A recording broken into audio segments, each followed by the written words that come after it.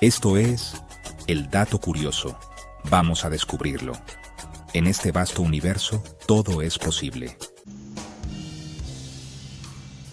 El kirchnerismo, en su soberbia crepuscular, cometió un error de cálculo monumental. Creyó que la economía era un simple mecanismo de relojería que podía averiarse con las herramientas de siempre: el miedo, la desconfianza y la profecía del caos. Durante décadas, esa fórmula le había funcionado para pastorear voluntades y justificar su poder. Asumieron, con una ceguera casi infantil, que bastaría con agitar los fantasmas de la crisis para que el gobierno de Javier Milei se desmoronara como un castillo de naipes. Subestimaron un factor intangible pero decisivo en la vida de las naciones: las expectativas. No comprendieron que la sociedad a la que le hablaban ya no era la misma. Estaba harta, agotada de sus relatos apocalípticos y de sus promesas vacías. La estrategia fue tan predecible como ineficaz. Desde sus tribunas mediáticas y sus bastiones sindicales, lanzaron una ofensiva sin cuartel. Cada indicador económico negativo era celebrado como una victoria propia. Cada fábrica que sufría la reconversión era un trofeo para exhibir. Anunciaron el colapso social, la hiperinflación descontrolada y el regreso a las épocas más oscuras de nuestra historia. Pero sus palabras, antes cargadas de una mística temible, ahora sonaban huecas, como el eco de un pasado que se niega a morir. La credibilidad que alguna vez ostentaron se había evaporado en años de relatos contradictorios y corrupción desenfrenada. Intentaron sembrar pánico, pero solo cosecharon indiferencia y, en muchos casos, un rechazo aún más profundo. El gobierno de la Libertad Avanza, por su parte, entendió que la batalla principal no se libraba en las planillas de Excel, sino en el corazón de la gente. Milei y su equipo apostaron todo a una carta audaz: la esperanza. Mientras la oposición gritaba «no se puede», el oficialismo respondía con un desafiante «¿y por qué no?». Sabían que el ajuste sería doloroso y que el camino estaría plagado de dificultades.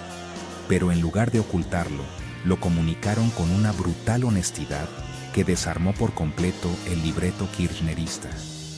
Le hablaron a una ciudadanía adulta, capaz de comprender que no existen soluciones mágicas y que la reconstrucción de un país devastado requiere sacrificios compartidos. Así, la profecía del miedo se convirtió en una profecía autocumplida, pero no para el gobierno, sino para sus arquitectos. El kirchnerismo, al apostar todo a la destrucción, terminó por acelerar su propia irrelevancia.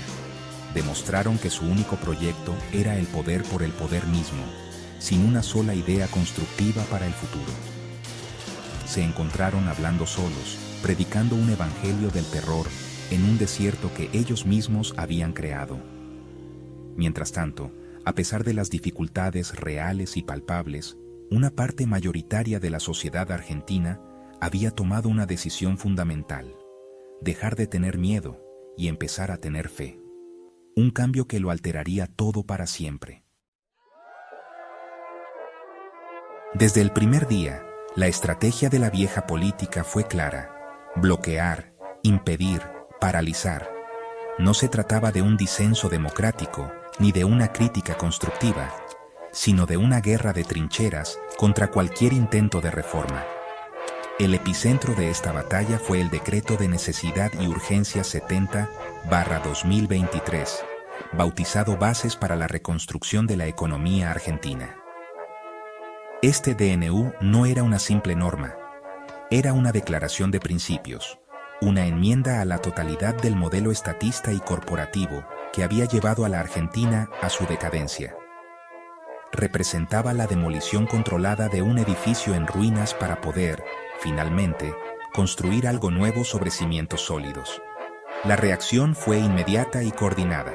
La CGT, anquilosada en sus privilegios de museo, desempolvó el manual del apriete y convocó a paros generales que buscaban mostrar un músculo que ya no tenían.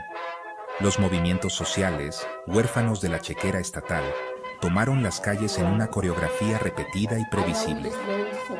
En los tribunales, un ejército de abogados vinculados al poder depuesto presentó una lluvia de amparos y medidas cautelares, intentando desguazar el decreto artículo por artículo. Fue una exhibición formidable del establishment en su máxima expresión. Una alianza de burócratas, sindicalistas y jueces que se resistían a perder el control del Estado que habían colonizado durante décadas. Cada intento de bloqueo, sin embargo, producía un efecto inesperado. En lugar de debilitar al gobierno, lo fortalecía. Cada paro con bajo acatamiento, cada manifestación raleada, cada chicana judicial evidenciaba la desconexión de esa élite con el sentir de la calle. La gente común, el comerciante, el profesional, el trabajador que anhelaba un cambio, veía en esa resistencia la confirmación de que Milei estaba tocando los nervios correctos. Comprendieron que la ferocidad de los ataques era directamente proporcional a la profundidad de las reformas propuestas. La pelea por el DNU se transformó, a los ojos de muchos, en una lucha épica entre el futuro y el pasado. Hoy, a casi 2 años de aquella embestida inicial, esos intentos desesperados por frenar el cambio se ven como lo que realmente fueron, el último estertor de un tiempo que se fue. El DNU, con sus idas y vueltas, con sus batallas legislativas y judiciales, se convirtió en el símbolo de la tenacidad de una nueva administración y de la fatiga de una sociedad que ya no estaba dispuesta a ser rehén de los intereses de siempre. La resistencia no logró su objetivo, no derribó al gobierno, no frenó el impulso reformista.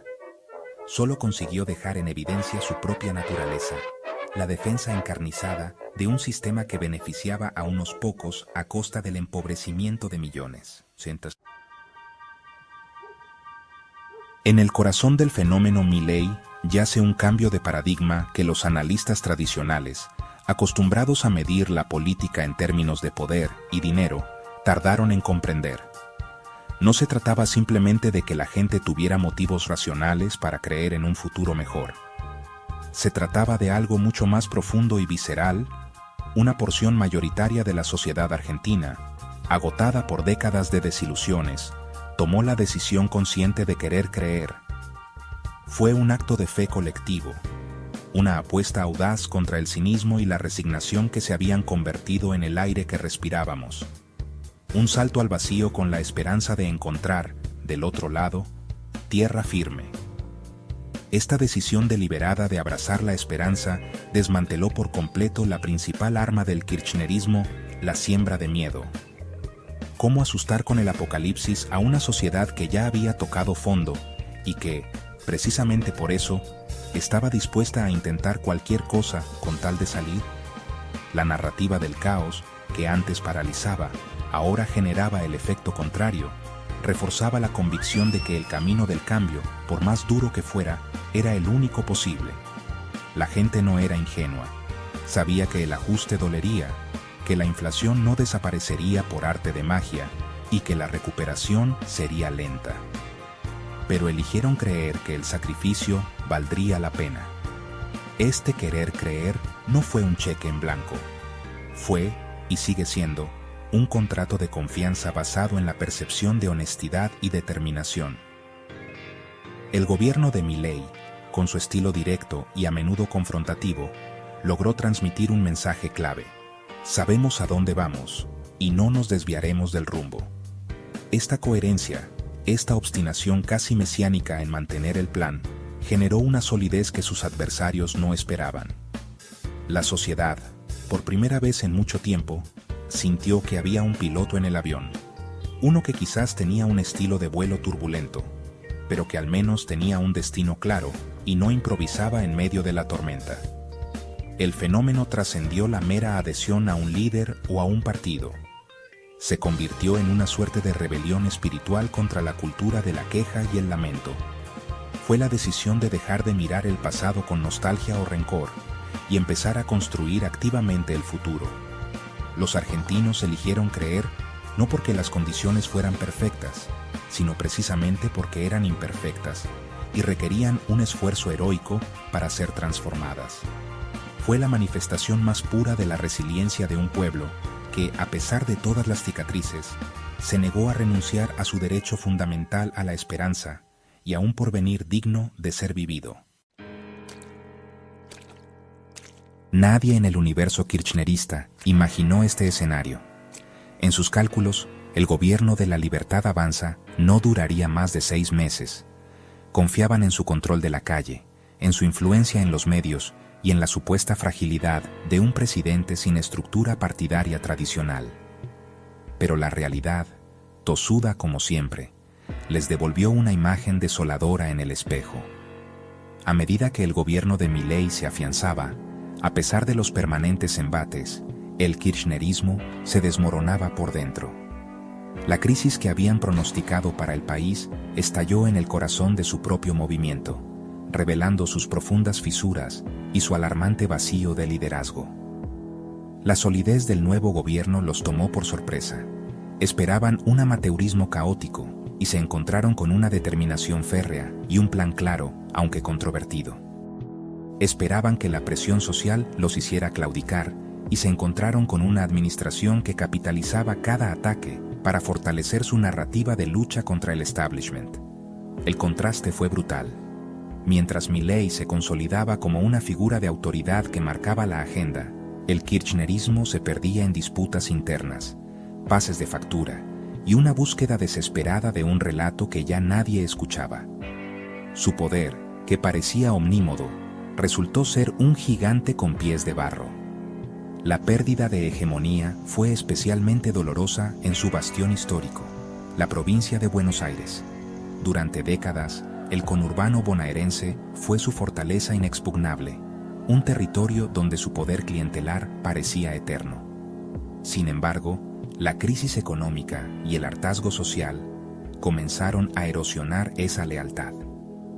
La falta de un liderazgo claro tras la figura de Cristina Fernández de Kirchner y la incapacidad para ofrecer soluciones reales a los problemas de la gente aceleraron el declive.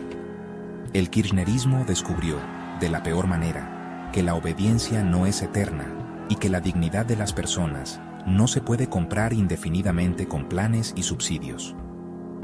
Lo que vemos hoy, a fines de 2025, es el ocaso de un ciclo político. El kirchnerismo no ha desaparecido, pero ha perdido su capacidad de moldear la realidad a su antojo. Se ha convertido en una fuerza reactiva, nostálgica, incapaz de generar una propuesta de futuro que seduzca a una sociedad que ya cambió el chip. Su crisis no es solo de liderazgo o de estrategia, es una crisis existencial. Construyeron su identidad en la confrontación y en la figura de un enemigo, pero ahora se encuentran con que el país ha decidido mirar hacia adelante, dejándolos solos con sus viejas rencillas y su discurso anacrónico, como fantasmas de un pasado que ya no asusta a nadie. Más allá de las cifras macroeconómicas y las disputas políticas, la transformación más profunda que vive la Argentina es de naturaleza cultural. Durante años, el discurso público estuvo secuestrado por una lógica de barricada, un maniqueísmo infantil que dividía el mundo entre amigos y enemigos. La política se había convertido en un campo de batalla, donde el objetivo no era construir consensos, sino aniquilar al adversario.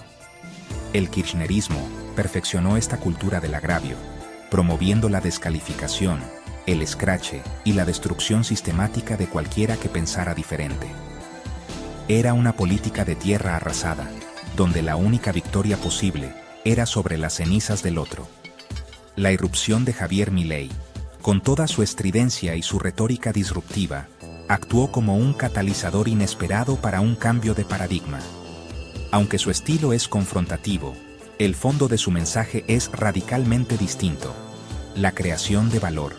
Por primera vez en décadas, el debate público comenzó a girar en torno a conceptos como la libertad individual, el mérito, el emprendimiento y la apertura al mundo. Se empezó a hablar de cómo sumar, de cómo generar riqueza, en lugar de discutir únicamente cómo repartir una torta cada vez más pequeña.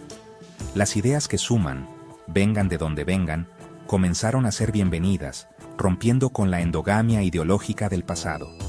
Este cambio cultural no es obra exclusiva del gobierno, sino el reflejo de una demanda social que estaba latente. La sociedad se cansó del resentimiento como motor político. Se agotó de la narrativa que glorifica la pobreza y demoniza el éxito. Los argentinos, especialmente las nuevas generaciones, comenzaron a rechazar esa visión pesimista y a reclamar un horizonte de progreso personal y colectivo.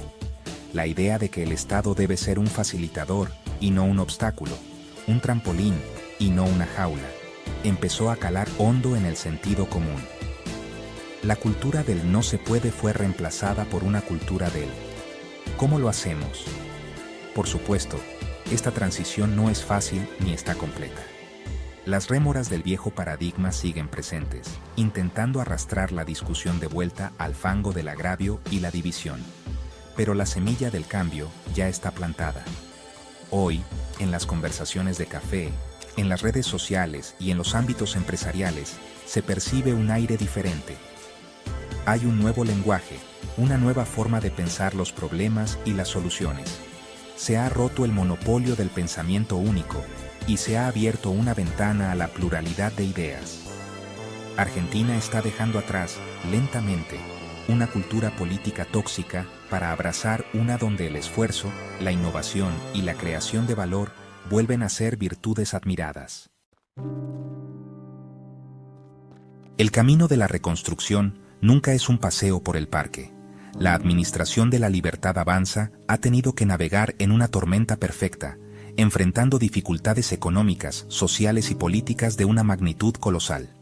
El drástico ajuste fiscal, una medida inevitable para frenar la espiral inflacionaria y recuperar la credibilidad, tuvo un costo social innegable. La caída de la actividad económica, que se estancó a partir de mayo de 2025, y el aumento del desempleo, especialmente en el conurbano bonaerense donde trepó al 9,8%, fueron las caras más duras de una transición dolorosa pero necesaria.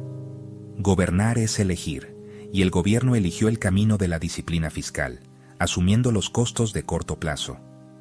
La resistencia a las reformas no se limitó al Congreso o a los tribunales. También se sintió en la economía real.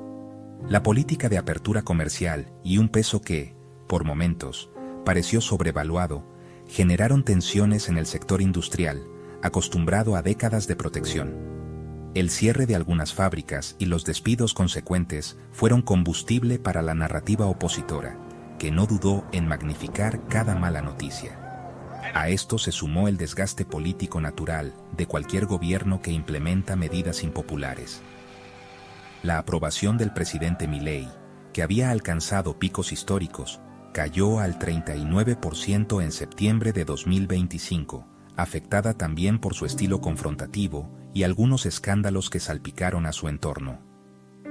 Frente a este panorama, la respuesta del gobierno fue una mezcla de determinación y transparencia. En lugar de edulcorar la realidad o buscar atajos populistas, se aferraron al plan con una tenacidad que desconcertó a sus críticos.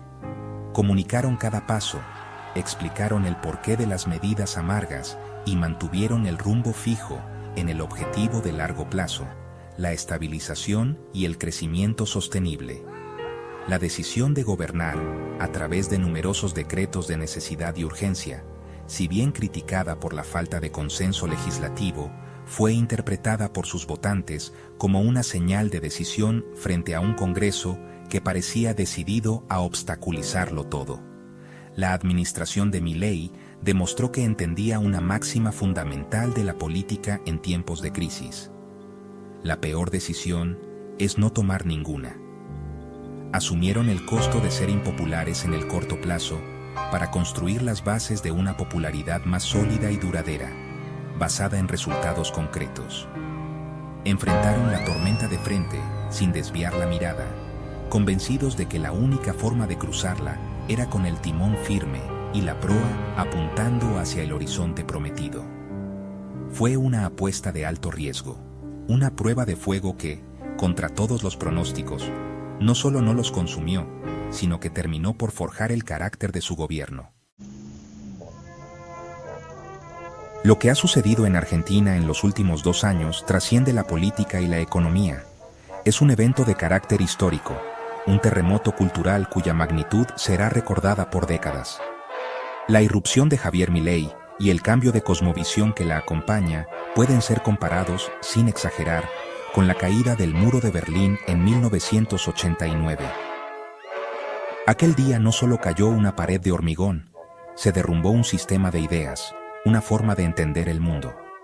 En Argentina, el muro que ha comenzado a caer no es de ladrillos, sino uno mucho más insidioso y difícil de derribar: el muro mental de la resignación, el estatismo y el pensamiento único. Durante décadas, el kirchnerismo y sus antecesores ideológicos construyeron estas murallas internas con una eficacia notable. Impusieron una narrativa que castigaba el espíritu crítico, que penalizaba la ambición y que veía al emprendedor como un enemigo del pueblo. Crearon una cultura de la dependencia, donde el individuo debía supeditar sus sueños al arbitrio del Estado benefactor, un Estado que en realidad servía a los intereses de la casta política gobernante. Este muro de opresión mental bloqueó durante años el potencial creativo y la energía de millones de argentinos, convenciéndolos de que no había alternativa posible al modelo de decadencia administrada. La llegada de Milei actuó como el martillo que comenzó a resquebrajar esa estructura.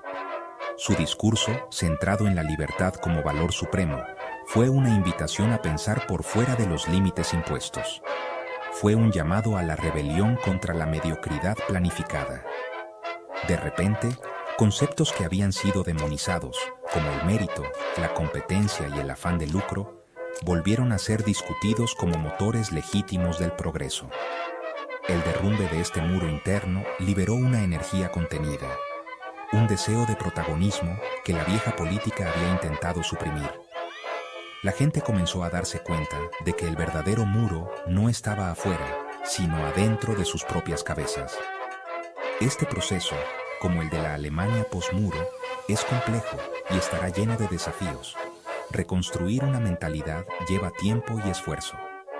Pero la brecha ya está abierta y es irreversible. Los argentinos están aprendiendo a desconfiar de las soluciones mágicas y de los relatos paternalistas. Están redescubriendo el valor del esfuerzo personal y la responsabilidad individual.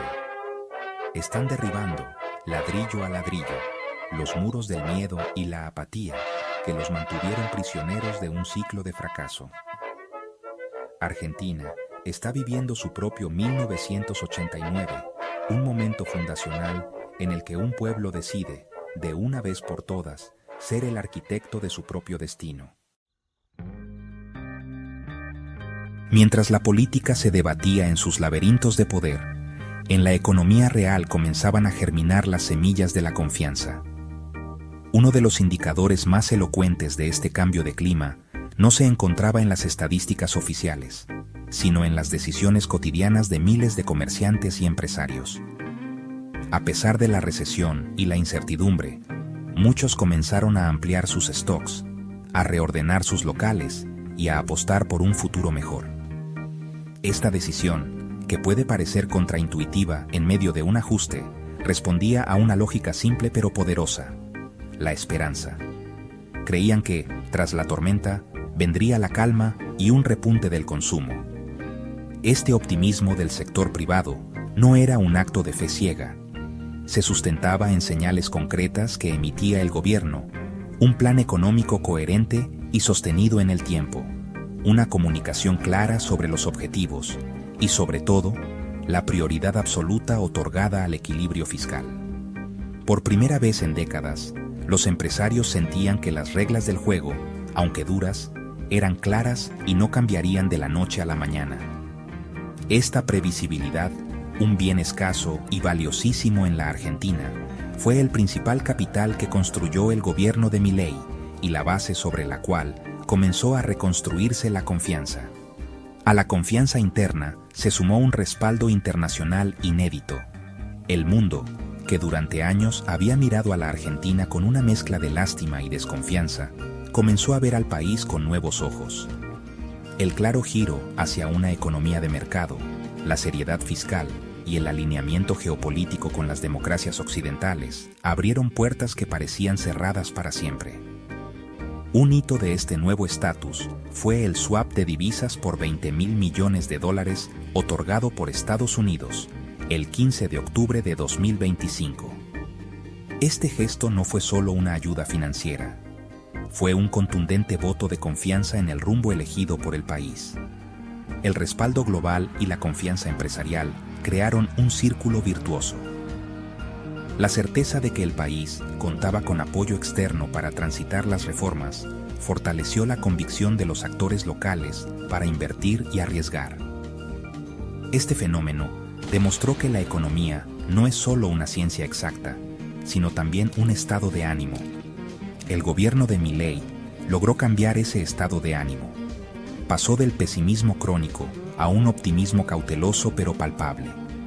La esperanza dejó de ser una consigna vacía para convertirse en un factor económico tangible, uno que se podía ver en las góndolas más llenas y en los planes de inversión que volvían a desempolvarse. El camino recorrido en estos 2 años ha sido arduo y ha exigido enormes sacrificios. Argentina se enfrentó a sus demonios, transitó por un ajuste económico de una dureza inevitable y soportó los embates de un pasado que se resistía a ser dejado atrás. Hubo momentos de incertidumbre, de tensión social y de desgaste político. Sin embargo, hoy, en noviembre de 2025, podemos afirmar con una certeza serena que lo peor ya pasó. Los obstáculos fueron duros, pero sirvieron para fortalecer la determinación del gobierno y la convicción de una sociedad que eligió el cambio. El camino hacia adelante, aunque no exento de desafíos, se presenta más recto y despejado. La renovación del Congreso, a partir del próximo 10 de diciembre de 2025, se perfila como una oportunidad clave para consolidar las reformas estructurales que el país necesita con urgencia. Con una nueva configuración de fuerzas, el gobierno tendrá la posibilidad de traducir su visión en leyes perdurables, institucionalizando el cambio cultural y económico que ya está en marcha. Los cimientos han sido colocados en medio de la tormenta. Ahora es tiempo de levantar las paredes del nuevo edificio. La Argentina ha demostrado, a sí misma y al mundo, que es capaz de romper con décadas de decadencia y abrazar un futuro de libertad y progreso. La batalla cultural ha sido ganada. El relato del estatismo asfixiante y la división ha perdido su poder de seducción. En su lugar, ha florecido una nueva narrativa, una que valora el esfuerzo individual, la creación de valor y la esperanza en un porvenir construido entre todos. Los muros internos han caído, y con ellos la resignación que nos mantuvo prisioneros durante tanto tiempo. Quedan problemas por resolver, heridas por sanar y mucho trabajo por delante, pero el rumbo es el correcto y la energía para transitarlo está intacta. La sociedad argentina eligió creer y los hechos, poco a poco, comienzan a darle la razón. Hay una vieja frase que cobra hoy una vigencia especial, una que resuena en el corazón de cada argentino que ha mantenido la fe en estos tiempos difíciles. Una verdad sencilla que nos recuerda que la perseverancia siempre tiene su recompensa y que la esperanza es la luz que nos guía en la oscuridad. Porque, efectivamente, el momento más oscuro del día es aquel que precede al amanecer. Y para la Argentina, después de una noche demasiado larga, el sol ha comenzado a salir. Es todo por hoy. Deja tu opinión en los comentarios. No olvides darle un me gusta, suscribirte y activar la campanita para recibir notificaciones sobre más videos interesantes. Esto ha sido El Dato Curioso. En este vasto universo, todo es posible.